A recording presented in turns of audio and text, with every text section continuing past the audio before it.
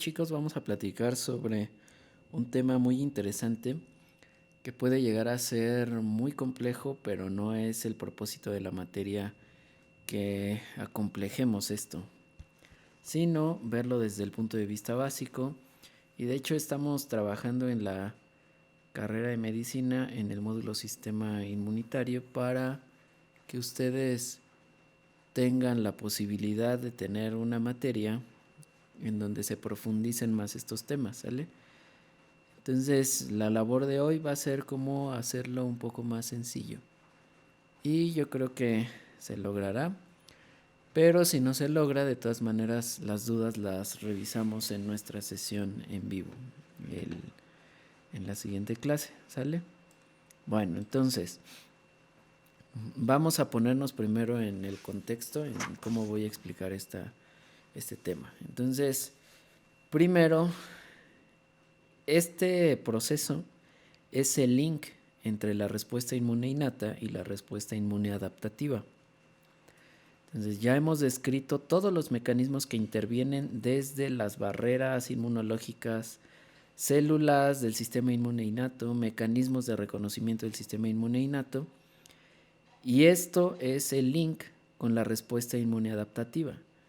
Debe de haber algo que active la respuesta inmune adaptativa y eso es lo que hoy vamos a explicar, ¿sale? La presentación de antígeno se refiere a este proceso de activación de la respuesta inmune adaptativa. Entonces, dentro de las funciones del linfocito T, tenemos que debemos de eliminar a patógenos, debemos de eliminar a células infectadas por patógenos o a células que entraron en un proceso de desarrollo tumoral y que posiblemente después desencadenen cáncer. Son células transformadas, así las conocemos. Ya en su momento platicaremos en la clase de inmunología del cáncer al respecto, ¿sale? Entonces, la idea es que dentro de esas funciones básicas del linfocito T, también está el que se puedan activar otras células de la respuesta inmune por los linfocitos T. Entonces, dentro de todo el repertorio de los linfocitos T, toda la gran variedad de linfocitos T que tenemos, que eso lo vamos a ver en la siguiente clase, debemos de encontrar a uno que tenga la capacidad de ejercer su función frente a un antígeno, ¿sale? Vamos a pensar que dentro de todo el universo de posibles antígenos que puede tener un patógeno, debe de haber un solo linfocito que tenga la capacidad de reconocer a ese antígeno que proviene de ese patógeno. Entonces, puede llegar a ser como en los ejemplos que tanto gustan, esta idea de encontrar a la pareja ideal. Debe de haber alguien que haga match específicamente conmigo. Específicamente debe haber un linfocito T que debe de unirse a un antígeno. Sin embargo, si nos ponemos a pensar en toda la inmensidad del cuerpo, es imposible casi que el linfocito T viaje por cada rincón del cuerpo para poder encontrar a su antígeno. Entonces pasa el evento de manera inversa. Entonces, la célula presentadora de antígeno especializada en presentarle ese antígeno, en presentarle a esa persona especial, al individuo que la anda buscando, pues es la que va a migrar al lugar en donde va a haber muchos linfocitos T, que serían los órganos linfoides secundarios, ¿vale? Bueno, entonces, para garantizar que el linfocito T se active de una manera extremadamente específica, porque imagínense que el linfocito T tenga la capacidad de reaccionar frente a el antígeno en cualquier superficie, pues entonces podría haber un reconocimiento espontáneo de un montón de antígenos, ¿sale? Entonces, la evolución garantizó que hubiera un proceso de selección muy específico, ¿sale? Y entonces se requiere que esos antígenos sean presentados en un contexto muy especial, el cual se llama complejo principal de histocompatibilidad. No es complejo mayor. Mayor se traduce como principal, ¿sale? Y entonces lo anterior, el que el antígeno se presente dentro del contexto principal de histocompatibilidad o MHC, evita la activación espontánea del linfocito T, por antígenos expresados aleatoriamente en la superficie de patógenos e incluso en la superficie de tejidos propios. Entonces, pensemos que si el linfocito T reconociera los antígenos así libremente, podría proliferar y podría empezar a secretar citocinas, podría empezar a causar daño a los tejidos propios, ¿sale? Entonces debemos de evitar ese proceso y por eso los antígenos se presentan dentro de una situación muy especial o un contexto muy especial que se llama complejo principal de histocompatibilidad, ¿sale? Entonces existen vías de captación de antígenos, por un lado antígenos que estén dentro de las células, por ejemplo los antígenos de las células que están mutando, hay antígenos que están dentro de las células, o por ejemplo antígenos virales de virus que entraron dentro de la célula, pues esos están dentro de la célula, son antígenos intracelulares, y hay antígenos que están fuera de la célula, antígenos extracelulares. Y hay vías específicas para cada uno de estos antígenos, ¿vale? Bueno, entonces, ¿cuáles son las condiciones para que un antígeno pueda ser presentado por el contexto MHC? Debe de ser un péptido, esa es la condición principal, debe de ser un péptido, que también hay sus excepciones, pero la gran mayoría de ocasiones solamente el MHC puede presentar péptidos, ¿sale? Los linfocitos T no reconocen ácidos nucleicos, carbohidratos, lípidos o sustancias químicas pequeñas. Les decía que hay excepciones, pero la generalidad es que solamente se reconozcan péptidos dentro del MHC. Sin embargo, los linfocitos B sí lo pueden hacer y eso lo vamos a ver cuando hablemos de linfocitos B creo que es la siguiente clase. Bueno, entonces las moléculas de MHC solo pueden procesar péptidos, por eso los linfocitos T solo reconocen péptidos. Les digo que hay excepciones, pero son muy contadas, y entonces si el MHC que es expresado en la célula presentadora de antígeno, solamente va a poder procesar péptidos, y entonces por eso el linfocito T solo puede reconocer péptidos, ¿vale? Bueno, entonces aquí viene el primer esquema, que es como muy básico, muy sencillo, es como armar un Lego. Entonces debe de haber la unión específica, si alguno de ustedes ha armado un Lego, sabe lo que hablo, debe de haber la unión específica, no puedes unir una pieza en donde no va. Entonces, el MHC les decía, o el complejo principal de histocompatibilidad, se expresa en la célula presentadora de antígeno. En las primeras clases y en nuestras sesiones en vivo les decía que los inmunólogos somos muy básicos. Y entonces el receptor específico del linfocito T o TCR, que está expresado en el linfocito T, se va a unir específicamente al MHC gracias a la morfología de cada uno de ellos. Reconoce específicamente aminoácidos en la superficie, pero también el péptido que va a poder presentar el MHC al linfocito, déjenles pongo el apuntador, el MHC que va a ir cargando al péptido que va a reconocer el linfocito también debe de tener una forma específica para que embone de manera idónea dentro del MHC y para que esto sea reconocido por el TCR en el linfocito T, ¿sale? Entonces, el ejemplo más sencillo es una pieza de Lego. Entonces, hay una pieza de Lego específica en la célula presentadora de antígeno y su contraparte está en el linfocito T expresado en el TCR, ¿sale? Y lo que ayuda o favorece la unión es el péptido también. Entonces, es esta acción de estos tres protagonistas, el linfocito T, el péptido y el MHC. No puede haber reconocimiento de un MHC si este no va cargando un péptido, ¿sale?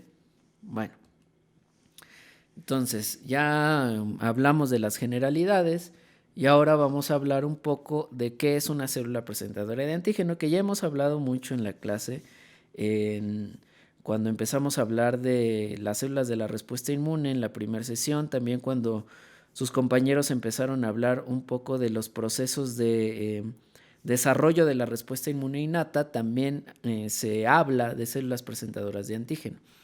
Entonces, retomando esto, el reconocimiento de patógenos por medio de los TLRs en la célula presentadora de antígeno permite el incremento de la expresión de las moléculas de MHC, lo que favorece la activación del linfocito T. Bueno, entonces recapitulemos.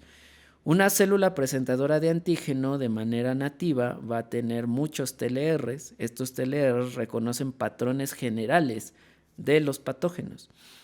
Y entonces eso favorece la activación ligera de la célula presentadora de antígeno. Esta activación aumenta la expresión de moléculas de MHC en la superficie de la célula presentadora de antígeno. Y esto favorece que esta célula presentadora de antígeno sea idónea para poder activar al linfocito T. ¿Sale? Aquí un punto muy importante. Todas las células nucleadas tienen la capacidad de presentar antígenos, porque todas las células nucleadas expresan esta molécula MHC de clase 1, ¿sale? Entonces, esto es algo que nos define muchísimo. El que de manera intrínseca todas las células de nuestro cuerpo expresen el MHC de clase 1, ¿sale? Pero no todas las células presentadoras de antígeno, no todas aquellas que expresan MHC1 son células presentadoras de antígeno especializadas, ¿sale? Entonces, lo que hace a una célula presentadora de antígeno ser profesional es que pueda expresar el MHC de clase 2, ¿sale? Entonces, hay más tipos de MHC, pero principalmente tenemos dos, el MHC de clase 1 y el MHC de clase 2. Entonces, toda célula presentadora de antígeno profesional expresa ambos, expresa el MHC de clase 2 y el MHC de clase 1. Pero las células presentadoras de antígeno no profesionales solamente expresan el MHC de clase 1, ¿sale? Y entonces las células presentadoras de antígeno profesionales son las células dendríticas, los macrófagos y las células B. Entonces aquí viene una imagen muy explícita de lo que les estoy diciendo. Entonces una célula dendrítica, gracias a sus TLRs que expresa, reconoce un patógeno, lo fagocita y eso va a favorecer, ahorita vamos a profundizar muchísimo más al respecto, va a hacer que la célula presentadora de antígeno pueda presentar un pequeño péptido hacia el linfocito T y ese linfocito T pueda ejercer una función efectora, como por ejemplo dividirse. Para alguna cosa será esa división, pero eso provocó la célula dendrítica sobre el linfocito T virgen, ¿sale? Bueno, por otro lado, los macrófagos también pueden activar, pueden reconocer por sus TLRs a los patógenos, procesan los antígenos y se los presentan a linfocitos T efectores, los cuales van a inducir la muerte del patógeno, ¿sale? Esa es otra de las opciones o otro de los posibles resultados que venga de la presentación de antígeno.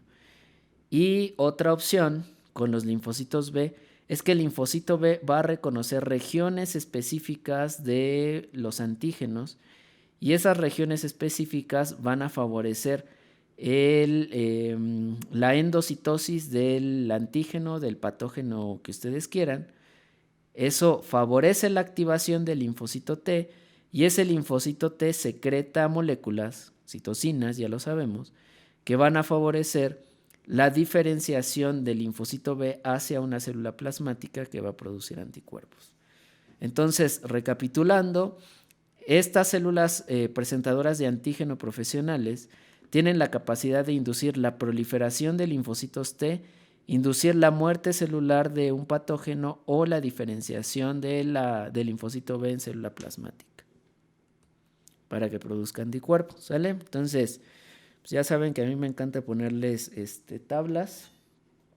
Entonces, esto lo están viendo, es que lo grabé desde antes, pero bueno, en teoría esto lo van a empezar a ver a partir del 11 de marzo, entonces tienen hasta el 17 de marzo para presentarme su tarea, ya saben, a las 7 de la noche, 17 de marzo a las 7 de la noche, para presentarme esta tabla en donde se describe lo que acabo de explicar en la diapositiva anterior, nada más que es con una tabla. Entonces, miren, la intención también no es llenarlos de tablas, porque pues, al final del día hacen captura de pantalla y listo, y está, sino lo que yo quiero es que repasen la información que les estoy dando y que tengan la curiosidad inclusive de poder ir a los libros si quieren a abundar más en el tema.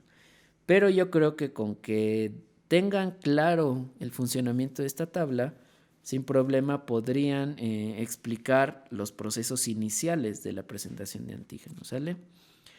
Entonces, bueno, esta tabla nos explica las propiedades y las funciones de las células presentadoras de antígeno, los 3 tipos que les acabo de decir, que expresan constitutivamente el MHC de clase 2 y que este MHC aumenta con la expresión de una citocina que se llama interferón gamma, en el caso de las células dendríticas y los macrófagos, y en los linfocitos B aumenta con la expresión de la interleucina 4. También requiere de señales coestimuladoras como CD40 o CD40 ligando. Esto lo vamos a ver más cuando hablemos de linfocitos y todas las señales que hay en el linfocito. Pero también es dependiente de la expresión de los TLRs y del interferón gamma y sus funciones que ya las expliqué en la diapositiva anterior. Entonces, porfa, se pueden replicar esta tabla y más adelante les voy a dejar otra tarea. Bueno, entonces les decía que el aumento de la expresión de las moléculas del MHC es dependiente de una citocina que se llama interferón gamma. ¿Y de dónde proviene esta citocina? Pues proviene de linfocitos de la inmunidad innata, como los linfocitos NK, que se activaron por el reconocimiento de patógenos. Entonces se produce esta citocina. Y también los linfocitos TCD4 que pueden estar implicados en procesos iniciales de activación pueden secretar este interferón gamma. Entonces, estas grandes concentraciones de interferón gamma favorecen el aumento en la expresión del MHC en células que no tienen basalmente esa expresión, o sea, en células inmaduras. Digamos que un macrófago, cuando viene de un monocito en circulación y llega al tejido en donde se requiere su función, va a empezar a diferenciarse. Entonces, este interferón gamma favorece que se pueda diferenciar aún más, ¿sale? Porque va a expresar muchas más moléculas de MHC en su superficie, ¿sale? Entonces, esta expresión del MHC de clase 2 es mediado por citocinas en la célula presentadora de antígeno, particularmente el interferón gamma. Y este aumento del MHC pues favorece que se activen más linfocitos T y que aumente su respuesta, ¿sale? Bueno, entonces vamos a hacer como nuevamente explicar de manera más enfocados hacia la presentación de antígeno a la participación de las células dendríticas. Entonces, como ya sabemos, abundan en el sistema linfático, en la piel, en el sistema digestivo y en el sistema respiratorio. Y como ya sabemos, provienen de 2 precursores hematopoyéticos, menos las células de Langerhans. Estas células provienen de precursores embrionarios que se establecen en la piel, o sea, no vienen del progenitor linfoide y mieloide, sino que están ahí, pero nos sirven para censar posibles patógenos y posibles antígenos y desde ahí no moverse, activar a linfocitos intraepiteliales que estén ahí en el tejido, ¿sale? Sin embargo, las células dendríticas clásicas, ya sabemos que provienen del progenitor mieloide, patrullan el sistema linfático y presentan antígenos en los nódulos linfáticos, mientras que las células dendríticas plasmocitoides provienen de un precursor linfoide, pero estas no se especializan tanto en la presentación de antígenos. Sí lo pueden hacer, pero no son especialistas en esto. Pero lo que sí es que producen altos niveles de interferones, particularmente interferón tipo 1, ¿sale? Bueno, entonces les decía que son muy abundantes en la piel, en el sistema digestivo y en el aparato respiratorio. Y entonces esto favorece que tengamos células que estén censando y que estén patrullando en estos lugares, que son lugares expuestos a patógenos. Entonces, puede ser que los microbios rompan las barreras, el epitelio, por ejemplo, y esto favorezca la entrada de ese patógeno Pero las células de Langerhans, por ejemplo, que estén ahí, o las células dendríticas clásicas, pueden fagocitar a este patógeno, entra dentro del vaso linfático, la célula dendrítica migra por el vaso linfático y llega por medio de los conductos hacia el nódulo linfático, donde va a haber regiones ricas en linfocitos de la respuesta inmune, linfocitos T y linfocitos B, y puede haber la presentación de antígeno, ¿sale? La presentación de antígeno a linfocitos T. Acuérdense que la célula presentadora de antígenos debe presentar antígenos a linfocitos T, mientras que las células B, nativamente esas células pueden reconocer antígenos directamente sin la necesidad de que exista un intermediario o la necesidad de que se presente dentro de un contexto muy especial, como es el complejo principal de histocompatibilidad. ¿Ok? Bueno, por otro lado, puede ser que los antígenos entren al torrente sanguíneo y lleguen directamente los antígenos al vaso. Y entonces estos lugares, como el vaso, son lugares ricos en células presentadoras de antígenos, en donde pueden presentar los antígenos a linfocitos T. ¿Sale? Bueno, entonces ya hablamos de las generalidades de la célula presentadora de antígeno y cómo le hace para poder llegar a lugares ricos en células T para poder activar la respuesta inmune, particularmente la respuesta inmune adaptativa. Pero entonces les decía que esto debe o depende de una presentación de antígeno idónea dentro de un contexto que favorezca que el linfocito T pueda ejercer una función y pueda reconocer específicamente el antígeno. Entonces, desde los años 1930 se empezó a documentar que el trasplante de órganos era imposible en individuos diferentes, genéticamente diferentes. Por ejemplo, un papá con un hijo o un tío o un primo o lo que ustedes quieran o un conocido. Mientras que en gemelos sí era posible este trasplante, pero no se sabía por qué. También se generó evidencia del rechazo a trasplante con los individuos que recibían transfusiones sanguíneas múltiples y que comenzaban a tener reacciones hemolíticas. Entonces había personas que les transfundían por distintas situaciones, transfundían sangre, pero estas personas empezaban a tener reacciones hemolíticas, o sea, reconocían como algo diferente lo que se estaba transfundiendo, ¿sale?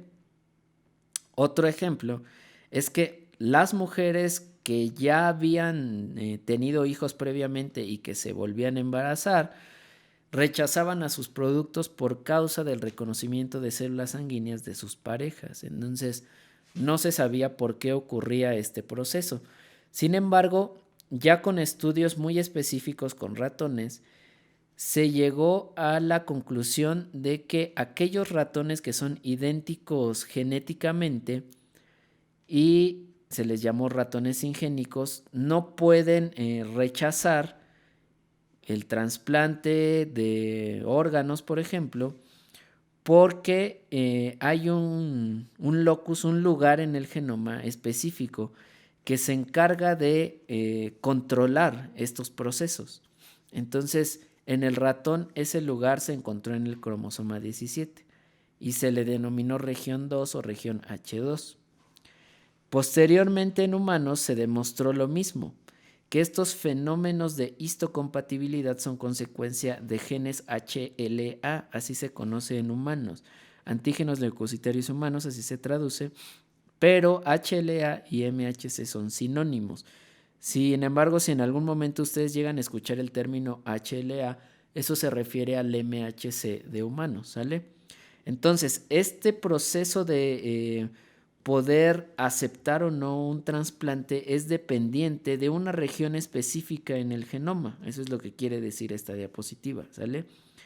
Y esa región específica en el genoma está codificada por genes que se llaman genes HLA, ¿sale? Entonces, cada HLA o cada MHC está compuesto de dos tipos de genes que tienen muchísimas formas cada uno de esos genes. Son los genes de la clase 1 y los genes de la clase 2. Los genes de la clase 1 van a dar lugar al MHC de clase 1, los genes de clase 2 van a dar lugar al MHC de clase 2. Bueno, de manera bien interesante, sabemos que estos genes son los más polimórficos en la estructura genética de todos los mamíferos, o sea, son los que tienen más formas de sí mismos, pueden variar un montón. Aquí hay un ejemplo muy sencillo, solamente una sección de un gen del HLA en el humano tiene una diversidad de hasta 5000 formas posibles, ¿sale? Y ahorita les voy a explicar cuántos genes tenemos. Entonces es una diversidad increíblemente amplia que por eso la donación de órganos es algo muy difícil, muy difícil, porque debes de encontrar una persona que haga match exactamente con el HLA que tú tienes o con la gran mayoría de HLAs que tú tienes, ¿sale? Y entonces se sugiere que evolutivamente esta diversidad surgió como un mecanismo de defensa en contra de todos los patógenos posibles que nos pueden atacar. Y estos genes, además de toda la diversidad que puede llegar a tener, también se ha descrito que estos genes de MHC se expresan de manera codominante. O sea, como sabemos, nosotros al ser individuos diploides, tenemos dos formas de cada uno de los genes que tenemos. Pero cada uno de ellos se expresa de manera dominante y el otro está de manera recesivo. Sin embargo, los genes de HLA se expresan de manera codominante, o sea, los dos se pueden expresar al mismo tiempo y no entran en conflicto, ¿sale? Entonces, cada gen del MHC puede tener dos opciones para expresarse sin que uno interfiera con el otro, lo que maximiza la capacidad y la diversidad de las moléculas de MHC disponibles, ¿sale? En humano, los genes del MHC se encuentran en el brazo corto del cromosoma 6 y aquí está la explicación. Existen 3 genes del MHC de clase 1. Se conocen como HLA-A, HLA-B y HLA-C. Por otro lado, el MHC2 se compone de 3 lugares, ¿sale? El lugar HLA-DP1, lugares o loci es lo mismo, HLA-DP1, HLA-DQ y HLA-DR, ¿sale? Entonces esos son los 3 lugares o los 3 loci que existen en el MHC de clase 2, DP, DQ y DR. Y cada loci se compone de 2 genes que codifican las cadenas alfa y beta. Y las cadenas alfa y beta se pueden llegar a conformar por varios tipos de genes, ¿sale? Bueno, entonces esto queda más claro con este esquemita que hice. Entonces tenemos los genes del MHC. El MHC de clase 1 es muy sencillo, solamente tenemos 3 genes. El HLA-A, HLA-B y HLA-C, ¿sale? Por otro lado, el MHC de clase 2 tiene 3 lugares, que sería HLA-DP, HLA-DQ y HLA-DR. Y cada uno se compone de 2 cadenas, alfa, beta, alfa, beta, alfa, beta. Y cada uno tiene distintos números de genes. Por ejemplo, el HLA-DP, su cadena alfa, se compone de un gen, que es DPA1. El HLA-DP, su cadena beta, se compone de un solo gen, que es DPB1. HLA-DQ tiene 2 formas, la cadena alfa puede ser DQA1 o DQA2, ¿sale? Y bueno, aquí está la imagen, es muy explícita, entonces yo creo que no hay ningún problema para entender las diferencias entre los genes del MHC de clase 1 y los genes del MHC de clase 2, ¿sale? Y aquí, este es el apunte más importante de todo esto que vengo explicando con respecto a los genes del MHC. Entonces, el haplotipo de un individuo es todo el grupo de genes que componen el MHC que expresa. Y al ser heterocigotos tenemos 2 versiones de cada del MHC. Entonces, esto es un código, ¿vale? Entonces, vamos a pensar que para poder recibir un órgano que me quieran donar a mí, necesitarían hacerme un estudio de cuál es mi HLA, cuál es mi haplotipo, ¿vale? Entonces, por ejemplo, en mi MHC de clase 1 puede tener yo HLA-A, no sé, 54, HLA-B 1251, HLA-C 1. Luego, en el MHC de clase 2 debo de tener un gen para mi cadena alfa, entonces debería de ser HLA-DPA1 1542. Luego HLA-DP para la cadena beta sería, no sé, 215. Y así sucesivamente para cada uno. Imagínense el poder llegar al número idóneo entre toda la población humana. Sería muy, muy complicado. Por eso es como sacarse la lotería, poder tener un órgano que pueda llegar a ser codificado exactamente igual por mi HLA o por mi haplotipo, ¿sale?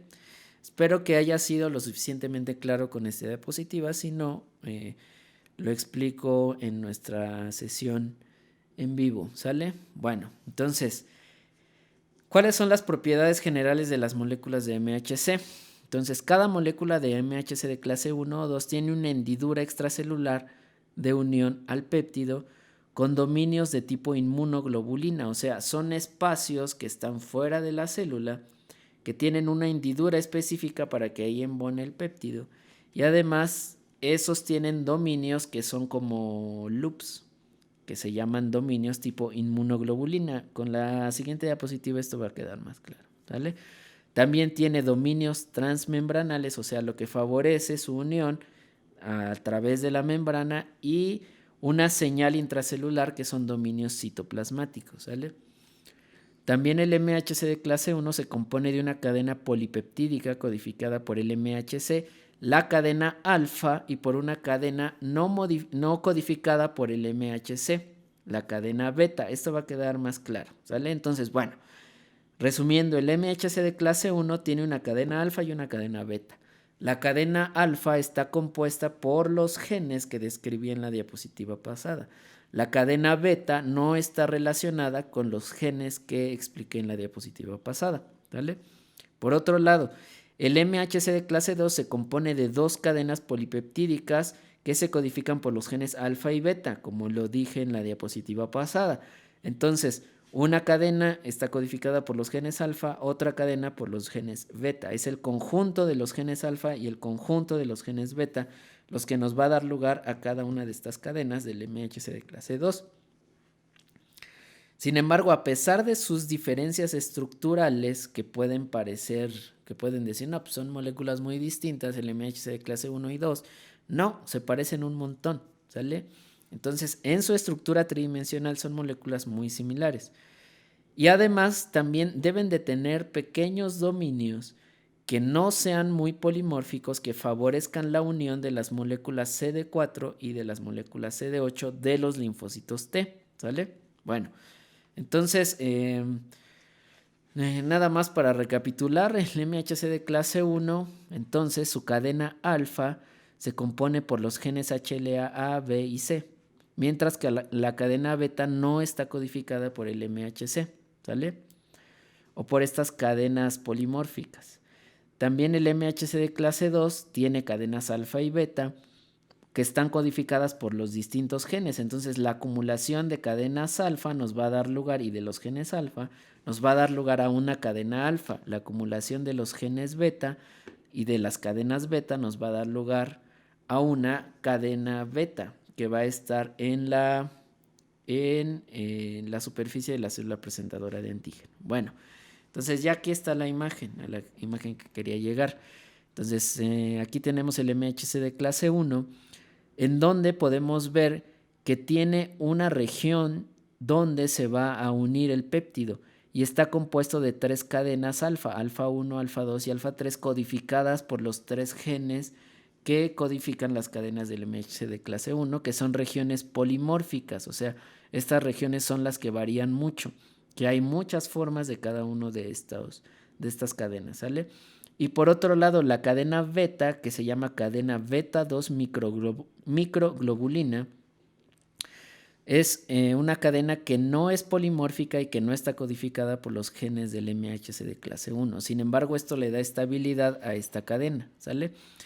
Entonces, estos loops que tiene aquí, estas como bolitas, estos circulitos, son los dominios de tipo inmunoglobulina, ¿sale? Bueno, Entonces, la hendidura de unión al péptido es lo que favorece que el péptido, específicamente el péptido que se necesita, se una y llegue aquí al lugar donde se necesita, ¿sale? Y se presente bajo estos dominios alfa 1 y alfa 2, ¿sale?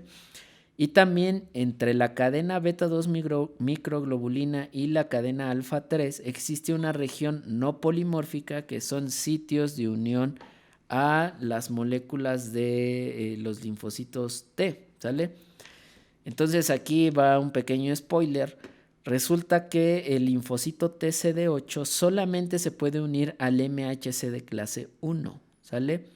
Entonces, si solo se puede unir al MHC de clase 1, el linfocito CD8 debe de tener una región de unión entre la cadena beta 2 microglobulina y la cadena alfa 3 o el dominio alfa 3, ¿sale? Y entonces acá va también otro spoiler que nos va a servir para el futuro. La hendidura de unión al péptido en el MHC de clase 1 puede almacenar péptidos de 8 a 11 aminoácidos. Entonces nos damos cuenta que solo se pueden presentar péptidos muy pequeños, ¿sale? Bueno, ahora vámonos con el MHC de clase 2. Entonces les decía que esto está compuesto por las cadenas alfa 1, y alfa 2, beta 1 y beta 2. Cada una de estas cadenas está compuesta por los genes que se explicaron en la diapositiva pasada, ¿sale? Entonces, también tiene una hendidura de unión a péptido en donde los péptidos que se pueden pegar al MHC de clase 2 tienen un tamaño de 12 a 16 aminoácidos y todo el MHC de clase 2 es muy polimórfico, ¿sale? Todos son regiones muy polimórficas, a diferencia del MHC de clase 1 con su cadena beta 2 microglobulina, ¿sale? Y entonces también el linfocito MHC de clase 2 solamente se puede unir a las moléculas CD4, a los linfocitos T CD4.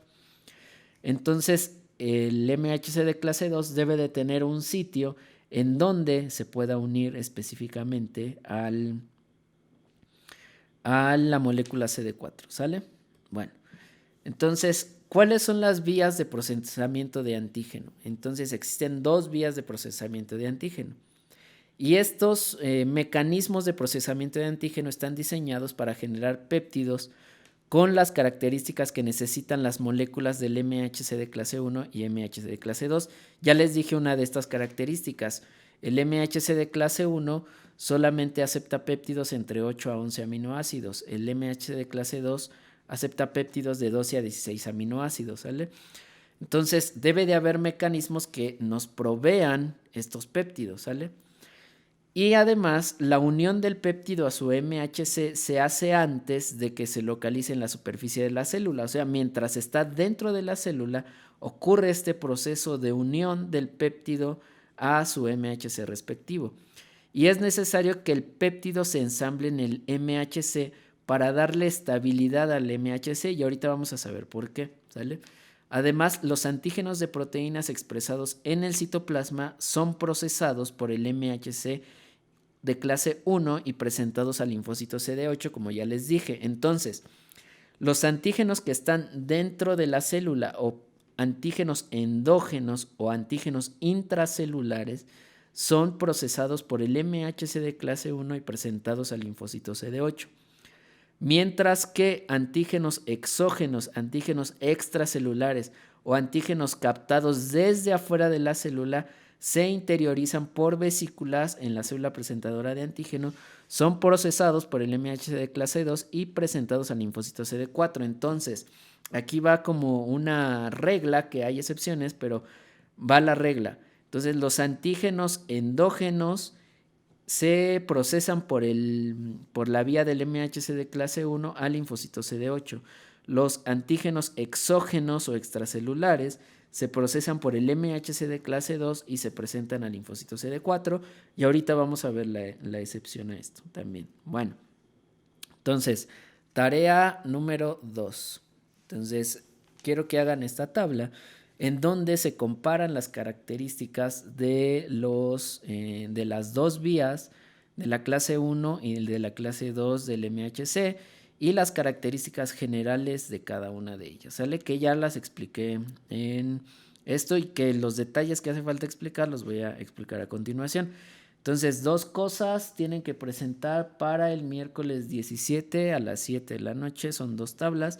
Y lo que les dije, acuérdense que no es mi intención que estén como nada más copiando, porque pues existe un propósito, que es el que tengan más certeza de lo que se está explicando y que también puedan llegar a generar dudas, ¿sale?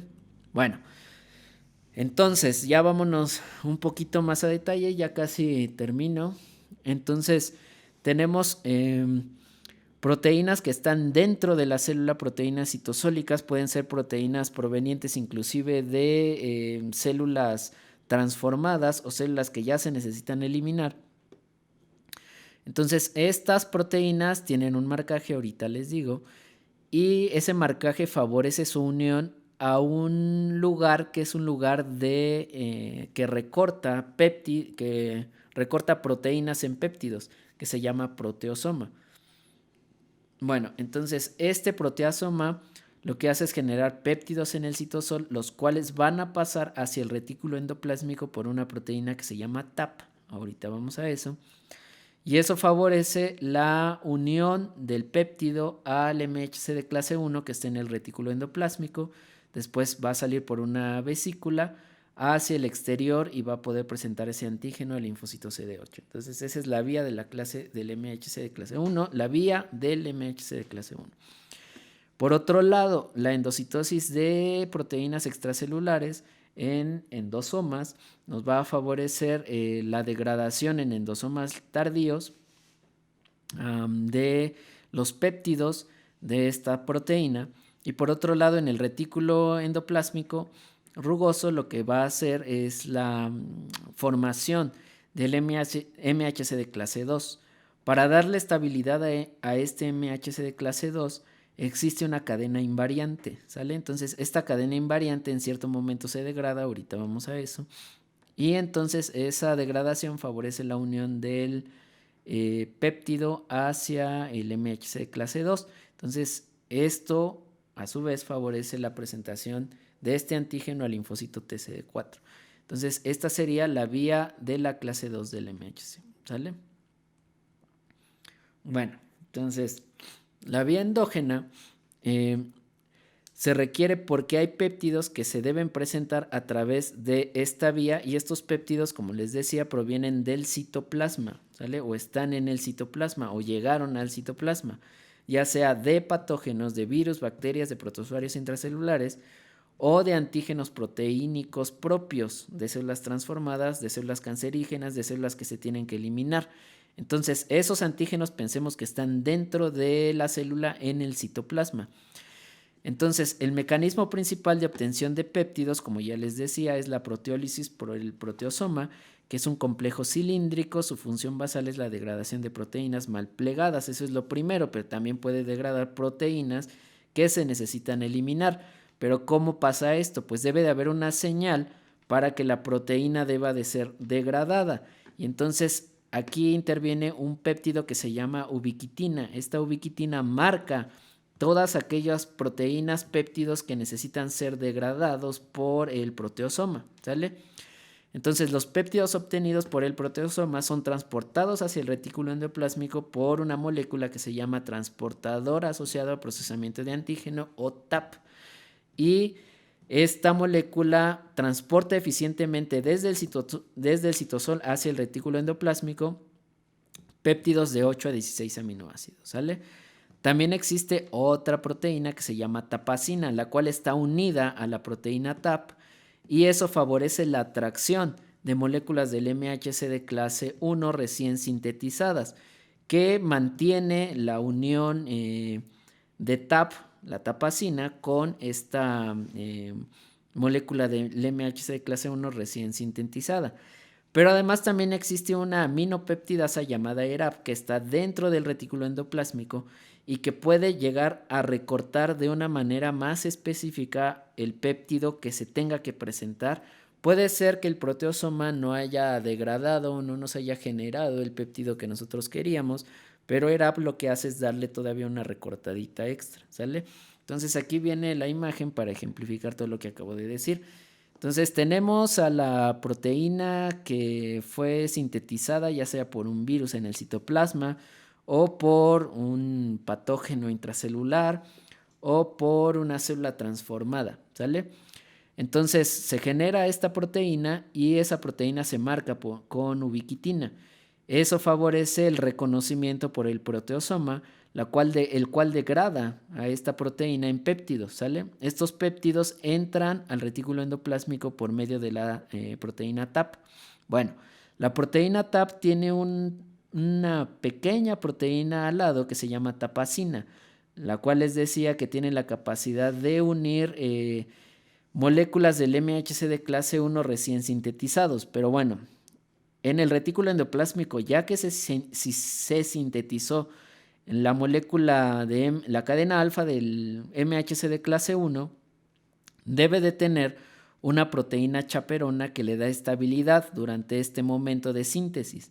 Posteriormente se va a plegar también la proteína beta 2 microglobulina, que no tiene nada que ver, como les decía, con los genes polimórficos del MHC, pero posteriormente se une, y ya que se unió, esto favorece la unión del péptido en el contexto de la cadena alfa del MHC de clase 1. Bueno, pero como les decía también, existe una proteína que se llama ERAP que tiene la capacidad de degradar todavía de manera más específica los péptidos del MHC, los péptidos que van a ser presentados por el MHC. Entonces, degrada, lo aplica, lo pone en la hendidura, lo lleva al Golgi y posteriormente sale en la membrana hacia el linfocito T, CD8, ¿sale? Bueno. Posteriormente tenemos, ya con eso explico la vía endógena de procesamiento de antígeno, pero también existe la vía exógena de procesamiento de antígeno. Entonces, después de que se interiorizan los antígenos, estos antígenos se envuelven en endosomas. Entonces, vamos a hablar de antígenos que están fuera de la célula, ¿sale? Y esos antígenos se deben interiorizar y entran a la célula en regiones especializadas que se llaman endosomas, que envuelven a estos antígenos. Y posteriormente estos endosomas se unen a otros endosomas que van a tener enzimas que se llaman lisosomas. También los antígenos se pueden interiorizar por fagosomas, ¿sale? Es otra manera de poderlo hacer. Cuando recién se sintetizan las cadenas del MHC2 son inestables y requieren de una proteína chaperona, así como el MHC de clase 1. Entonces la unión de las cadenas se estabiliza por una cadena invariante que se une a la hendidura del MHC de clase 2. Luego, cuando la molécula del MHC de clase 2 llega a endosomas tardíos, se degrada la cadena invariante. El MHC se une a otra proteína chaperona que se llama HLA-DM y posteriormente esto favorece la unión del péptido específico. Bueno, esto queda más claro así. Entonces tenemos un antígeno extracelular que va a ser interiorizado por vesículas endocíticas. Posteriormente se va a unir un lisosoma con este endosoma y entonces esto va a favorecer la formación de endosomas tardíos, ¿sale? Entonces, eso ya quedó por un lado. Por otro lado, se sintetiza en el retículo endoplásmico tanto la cadena alfa como la cadena beta del MHC. Y desde el inicio tienen unas proteínas chaperonas que lo que hacen es favorecer la estabilidad. Vamos a pensar que estas cadenas no pueden estar solas, no les dejan estar solas. Entonces siempre necesitan tener a alguien que las acompañe. Entonces posteriormente, ya que por fin dejan a las chaperonas, pues no pueden estar solas otra vez, llega una cadena invariante que le da estabilidad. Entonces, ya que le dio estabilidad, se va al Golgi, genera una vesícula exocítica y esa vesícula se fusiona con los endosomas tardíos, ¿sale? Bueno, cuando está en endosomas tardíos tampoco puede estar sola la molécula de MHC de clase 2. O sea, el ejemplo más claro es cuando por fin tu crush te hace caso pero tu mejor amigo no te deja en paz y está haciendo mal tercio. Y bueno, posteriormente ya le dices a tu amigo que vaya a otro lado y tu amigo se va, pero ahora se encuentran al mejor amigo o a la mejor amiga de tu crush y ya no los deja en paz. Entonces necesita tener presencia el MHC de clase 2 de alguna molécula chaperona que le permita estar de manera estable hasta que se le presente el antígeno adecuado, ¿sale? Entonces, en los endosomas tardíos, esa chaperona es el HLA-DM, ¿sale? Bueno, después, ya que por fin reconoce a su antígeno y ya lo va a presentar, es cuando se degrada HLA-DM y puede presentarse en la membrana de la célula presentadora de antígeno hacia los linfocitos TCD4, ¿sale? Bueno, sin embargo, aquí va la excepción que les había dicho, la presentación cruzada. Entonces, algunas células dendríticas capturan células infectadas o patógenos extracelulares y presentan los antígenos al linfocito CD8. O sea, sería el capturar antígenos que están afuera y procesarlos por la vía endógena. Mientras que los antígenos se transportan desde vesículas hacia el citoplasma para posteriormente entrar en el proceso de selección de MHC clase 1, que es lo que les estoy diciendo. O sea, la captura externa para que exista el procesamiento de la vía endógena. O puede ser que antígenos intracelulares puedan ser procesados al linfocito CD4. Pero el punto es que no se altera la vía o el proceso de selección del MHC. Se altera la vía o cambia o se hace switch en el modo en que se captura el antígeno, no en el proceso de selección del MHC. Entonces, aquí está el ejemplo. Entonces, tenemos antígenos víricos que están dentro de una célula infectada. Esa célula infectada es fagocitada por una célula presentadora de antígeno. Entonces, ya que existe esta fagocitosis, hay el proceso de selección de péptidos en el citosol y eso favorece la activación del linfocito CD8, ¿sale? Entonces esto sería la vía endógena, pero capturando antígenos externos, ¿sale? Y bueno, entonces aquí está el resumen de todo lo que les acabo de hablar. Tenemos la presentación asociada al MHC de clase 1 para linfocitos T citotóxicos, ¿sale? Linfocitos TCD8. Entonces se capturan antígenos y que están dentro de la célula. Eso favorece la activación del linfocito CD8 y estos linfocitos CD8 al ser citotóxicos, eso lo voy a explicar en unas 2 clases, tienen la capacidad de eliminar a células diana específicamente, ¿sale? Por otro lado, la activación de la clase 2 del MHC favorece la producción de citocinas y esas citocinas pueden activar a los macrófagos para que destruyan los patógenos que llevan dentro, o por otro lado puede favorecer la secreción de citocinas que favorece la diferenciación de los linfocitos B hacia células plasmáticas y la producción de anticuerpos específicos para eliminar a los patógenos, ¿sale? Entonces, pues así podríamos resumirlo. La vía del MHC de clase 1 está más enfocada hacia la citotoxicidad. La vía de clase 2 está enfocada más hacia la cooperación, la secreción de citocinas y la diferenciación de las células B hacia células plasmáticas que producen anticuerpos, ¿vale? Y bueno, entonces eso es todo. Puede que se hayan generado muchas dudas, pero si es así, pues tenemos nuestra sesión en vivo para aclarar los puntos, ¿sale? Entonces, nos vemos próximamente. Cuídense mucho y listo.